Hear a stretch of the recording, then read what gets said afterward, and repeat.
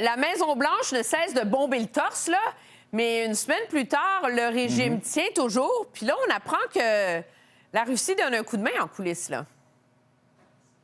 Et encore une fois, ça nous montre, Emmanuel, comme on en parlait de jour après jour, que ce conflit-là ne se limite pas aux frontières de l'Iran. Ça n'arrête pas de déborder. Hier, on faisait le décompte, là, on était rendu à plus d'une vingtaine de pays, plus ou moins directement concernés, mais si tu ajoutes tous ceux qui se mettent tranquillement sur un pied de guerre, on est rendu à 50 pays au moins qui se préparent à intervenir, soit pour aider un camp ou l'autre, soit pour arriver dans la région pour donner un coup de main aux citoyens sur le terrain. La réalité aussi, là, c'est qu'on vise en particulier du côté des Iraniens les pays du Golfe Persique. On continue à déstabiliser, à insécuriser de ce côté-là, ce qui crée beaucoup de mécontentement. Mais lorsque Donald Trump dit qu'il souhaite, qu'il exige une capitulation inconditionnelle des Iraniens, ça n'annonce pas une fin des affrontements à court terme. Ça d'autant moins. Alors, je reviens à ce que tu me disais, que selon le Washington Post, les services de renseignement russes,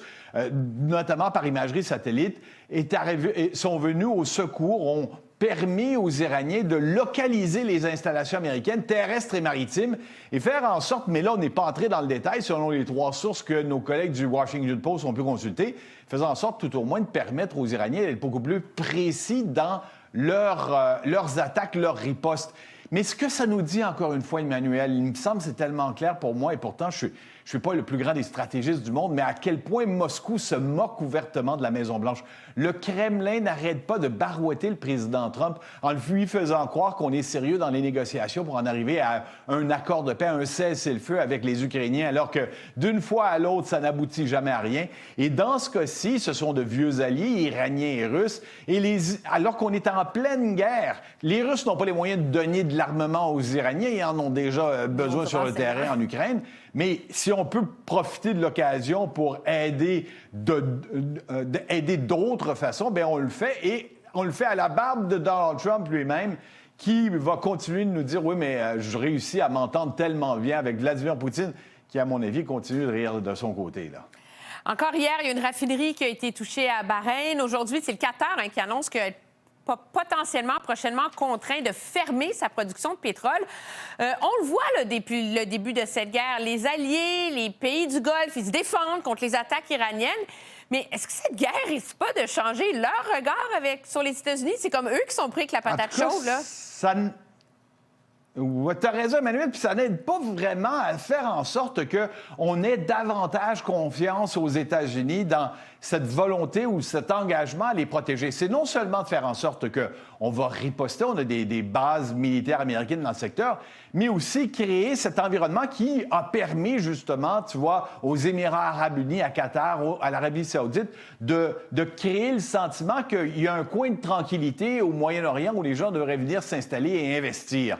Mais là, on est particulièrement mécontent à l'égard des États-Unis face à cette offensive de très haut niveau sans avoir prévenu les pays avant que ça allait se faire de façon aussi intense, aussi rapidement. On leur a donné peu de temps et on est mécontent du fait qu'on n'ait pas pris en considération, et ça, Emmanuel, on en avait parlé au cours des semaines précédentes, des avertissements que ces pays-là du Golfe Persique lançaient, qui étaient de dire fondamentalement, ça va être une catastrophe pour nous tous que de partir en guerre ainsi avec les Iraniens. On n'a pas du tout pris ça en considération, de toute évidence, du côté des Américains et des Israéliens. Et ce sont eux qui finissent par payer le prix par les attaques qui viennent d'Iran, payer le prix par la dilapidation de ce qu'ils avaient construit comme îlot de stabilité dans le coin, puis payer le prix, ultimement, dans l'espoir qu'ils avaient de compter sur les Américains, de les considérer comme des partenaires crédibles. Bien, c'est pas ce qu'on montre. Alors, on va voir à moyen terme de quelle façon, et déjà, il y a des échos qu'on va revoir ces alliances-là,